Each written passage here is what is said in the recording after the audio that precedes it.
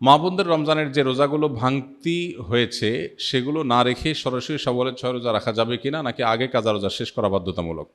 যেহেতু হাদিসের ভাষ্যটা এরকম, মান সাম রমাদান সুম্মা আতবাউ সিত্তাম মিন শাওয়াল, যে রমজানের রোজা রাখলো এরপরে শাওয়ালের 6টা রোজা রাখলো। হাদিসের ভাষ্যটা লক্ষ্য করলে বোঝা যায় যে রমজান রোজা রেখে আগে শেষ করা দরকার, এরপরে শাওয়ালের রোজা। অতএব মা বোনরা হোক আর পুরুষরা হোক, সবার জন্য একই কথা প্রযোজ্য।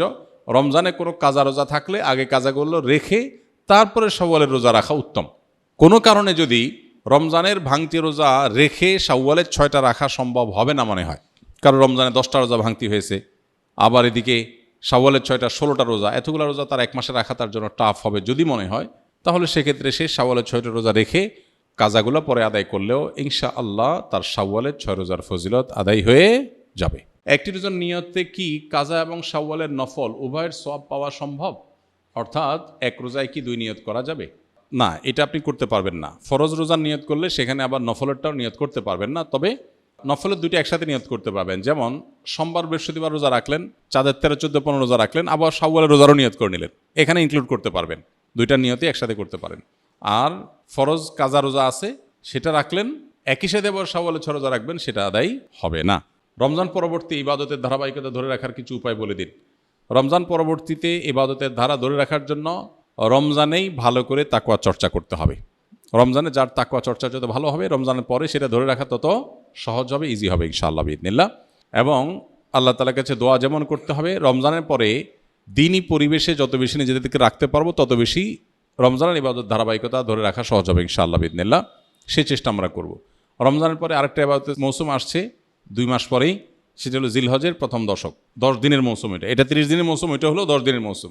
এই মৌসুমগুলোতে খুব বেশি সুন্নাহসম্মত আমলগুলো, কোরআন হাদিস বাতানো আমলগুলো যদি করতে থাকি, তাহলে 2 মাস পরে আবার রিচার্জ হয়ে যাবে, সেটা দিয়ে আমরা আবার কিছুদিন চলতে পারবো ইনশাআল্লাহ। এভাবে শরিয়া যে আদেশগুলো করেছে সবগুলো কিন্তু আমরা পরিপূর্ণভাবে পালন করি ইনশাআল্লাহ বিইذনিল্লাহ, সারা বছরই ইবাদতের ধারাবাহিকতা ধরে রাখা সম্ভব হবে। আল্লাহ তাআলা আমাদের সবাইকে আমলের তৌফিক দান করুন। রমজানে যে গুনাহগারগুলো ছেড়েছিলাম, শয়তান মুক্ত হওয়ার পর সেগুলো থেকে বাঁচার উপায় কি? রমজানে যে সমস্ত গুনাহগুলো আমাদের দ্বারা হয়ে গেছে, সেগুলো রমজান পরবর্তী জীবনে আমরা কিভাবে ছাড়ব?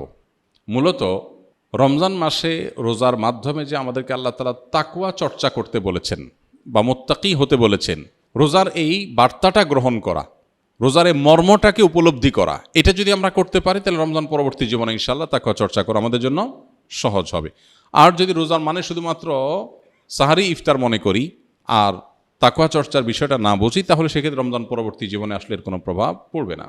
শাওয়ালের 6 রোজা কি ঈদের পর দিনই শুরু করতে হবে, নাকি পুরো মাসের যে কোনো দিন রাখলে হবে? এই রোজাগুলো কি টানা রাখতে হবে নাকি বিরতি দিয়ে? শাওয়ালের 6 রোজা ঈদের পরপরই রাখতে হবে এমন কোনো বাধ্যবাধকতা নেই। তবে অনেকের জন্য সহজ হয় ঈদের পরপর রেখে ফেলতে পারলে, যাতে করে রোজার অভ্যাসটা থাকে, এর মধ্যে রেখে ফেলতে পারে, পরে আর রাখা হয় না, তারা আগে রেখে ফেলবে। আর যার সুযোগ আছে পরে রাখার বা দরকার আছে পরে রাখা, সে পরে রাখবে। এবং ধারাবাহিকভাবে রাখুক, সপ্তাহে 2টা করে, 1টা করে রাখুক, যেভাবে খুশি রেখে শাওয়ালের এই মাসের মধ্যে 30 দিনের মধ্যেই রেখে শেষ করতে হবে। আপনার জানা মতে শাওয়ালের রোজা রাখার সময় প্রচলিত কোনো ভুল আছে কি না, যা আমাদের এড়িয়ে চলা উচিত? শাওয়ালের রোজা কেন্দ্রিক খুব কমন বড় কোনো ভুল নাই, তবে ভুল ধারণা আছে কিছু। যেমন অনেকে মনে করেন শাওয়ালের 6 রোজা লাগাতার রাখতে হয়, ধারাবাহিক রাখতে হয়। যদি এই ধারণা এখন আস্তে আস্তে পরিষ্কার হয়ে গেছে আমার মনে হয়। শাওয়ালের 6টা রোজার ফজিলতটা আমরা জানি। নবী সাল্লাল্লাহু আলাইহি ওয়াসাল্লাম বলেছেন, মান সামা রমাদান সুম্মা আতবাহু সিত্তাম মিন শাওয়াল কানা কাসিয়ামিদ দাহর। যে ব্যক্তি রমজান রোজা রাখার পরে শাওয়ালের 6টা রোজা রাখবে, সে ব্যক্তি সারা বছর রোজা রাখার সওয়াব পাবে। এক হাদিসে নবী আলাইহিস সালাম এটার ব্যাখ্যাও করে দিয়েছেন। বিষয়টা এইভাবে যে রমজানের 30টা রোজা সচরাচর সর্বোচ্চ 30টা রোজা হয়, এটাকে প্রত্যেক আমলকে আল্লাহ তাআলা কমপক্ষে 10 গুণ বাড়িয়ে দেন। তাতে 30কে 10 দিয়ে গুণ দিলে 300 হয়, আর শাওয়ালের 6টা রোজা রাখলে আর 6 দুগুণে 60 হয়, তাহলে 360, চান্দ্র বছর হিসাবে 360 দিন। অতএব পুরো বছর রোজা রাখার সওয়াব পেতে হলে রমজান রোজার পরে শাওয়ালের 6টা রোজা রাখতে হবে। এই রোজা রাখার ক্ষেত্রে কোনো ধারাবাহিকতার শর্ত নাই, ভেঙে ভেঙে রাখতে পারেন, একসাথে রাখতে পারেন, যেভাবে খুশি রাখতে পারেন। এটা হলো একটা ভুল ধারণা সাধারণত, যে একসাথে রাখা লাগে কিনা অনেকের ধারণা হতে পারে। এর বাইরে আর তেমন কোনো মেজর ভুল দেখি না। রমজান রোজা যেভাবে রাখেন সেটাও একইভাবে আপনি রাখবেন, শাওয়াল মাসের মধ্যেই রেখে দিবেন। আস-সুন্নাহ ফাউন্ডেশন, উম্মার স্বার্থে সুন্নাহর সাথে।